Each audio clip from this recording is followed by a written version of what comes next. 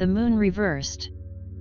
Especially in reverse, the moon indicates that things may seem somewhat confusing to you now or to those close to you. It's important to sit with the uncertainty. Don't try to force things or people to do things before they are ready. This card is the Pisces of the tarot deck. General, you are definitely in a more psychic and intuitive phase than usual, so it will be important for you to trust your instincts and your impressions, even if you don't know where they are coming from.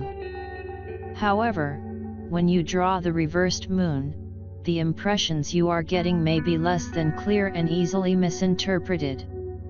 Even so, don't ignore the messages you are getting. Try to suss out their meaning. As with the upright meaning of this card, if you are waiting on an answer from someone, it may unfortunately take quite a bit longer than you would like for it to. Try to stay patient. Work. When the moon appears in reverse, things unfortunately may not seem clear in the slightest with your work. Most damaging of all is when you think you are clear on something and you actually are not. It will be important that you ask questions, particularly of your superiors, and practice active listening to make sure that you and your coworkers understand each other perfectly. Stay as patient and calm as you can, and particularly if you are feeling attacked, give your coworkers and supervisors the benefit of any doubt. Reality may not be anywhere close to as bad as you think. Don't push for major changes on the work front. The time may not be right, unless you are looking for a new position. Love. As with the upright meaning, the reversed moon can point to a highly emotional or uncomfortable time in love relationships. Things can quickly become heated or negative. Take a break from each other or the relationship if you need to. Don't make assumptions, and fight fairly, if you're going to fight. Don't ignore your intuition, however. To do so would make you even more irritable, upset, and perhaps, anxious. Pick your battles and be sure to treat your lover like a friend. Don't be in a hurry to end or to begin a relationship. This is probably not the best time for either course of action. Finances.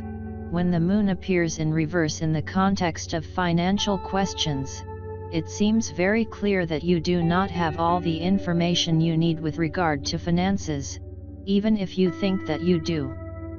If you are facing a difficult financial situation or are considering signing some sort of contract, get excellent, professional advice before signing or making major changes to your financial life. It's not just you who may be affected by a lack of clarity.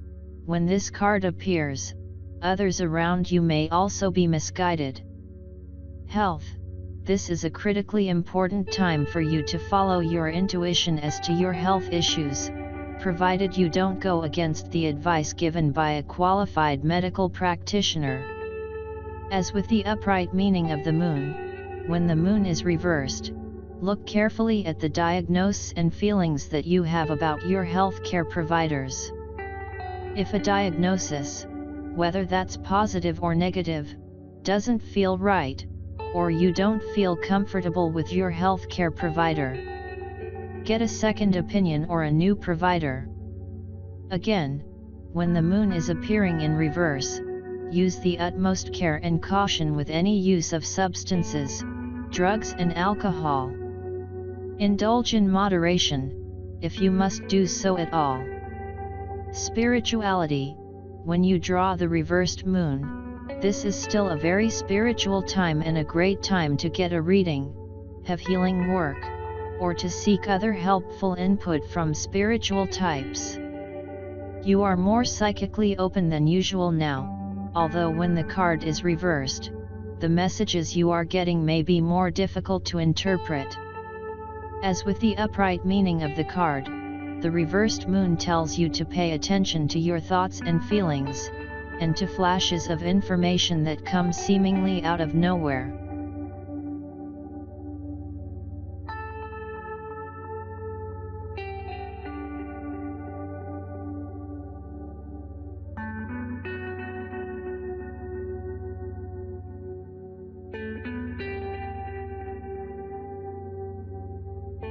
Playing cards first entered Europe in the late 14th century, most likely from Mamluk Egypt, with suits of batons or polo sticks, coins, swords, and cups.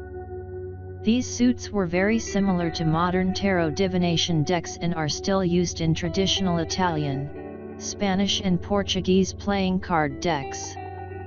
The first documented tarot packs were recorded between 1440 and 1450 in Milan, Ferrara, Florence, and Bologna, when additional trump cards with allegorical illustrations were added to the common four-suit pack. These new decks were called Carte de Triomphe, triumph cards, and the additional cards known simply as Triomphe, which became trumps in English. The earliest documentation of Triomphe is found in a written statement in the court records of Florence, in 1440, regarding the transfer of two decks to Sigismondo Pandolfo Malatesta. The oldest surviving tarot cards are the 15 or so Visconti Sforza tarot decks painted in the mid-15th century for the rulers of the Duchy of Milan. A lost tarot-like pack was commissioned by Duke Filippo Maria Visconti and described by Marciano da Tortona probably between 1418 and 1425, since the painter he mentions, Michelino da Bisazzo, returned to Milan in 1418, while Marciano himself died in 1425. He described a 60-card deck with 16 cards having images of the Greek gods and suits depicting 4 kinds of birds. The 16 cards were regarded as trumps since in 1449 Jacopo Antonio Marcello recalled that the now deceased duke had invented a novum quadam et exquisitum triumphorum genus, or a new and exquisite kind of triumphs. Other early decks that also showcased classical motifs include the Solabusca and Boiardo Viti decks of the 1490s. In Florence, an expanded deck called Minchiate was used. This deck of 97 cards includes astrological symbols and the 4 elements, as well as traditional tarot motifs. Although a Dominican preacher inveighed against the evil inherent in cards in a sermon in the 15th century, no routine condemnations of tarot were found during its early history. Because the earliest tarot cards were hand-painted, the number of the decks produced is thought to have been small. It was only after the invention of the printing press that mass production of cards became possible. The expansion of tarot outside of Italy, first to France and Switzerland, occurred during the Italian Wars. The most important tarot pattern used in these two countries was the tarot of Marseilles of Milanese origin.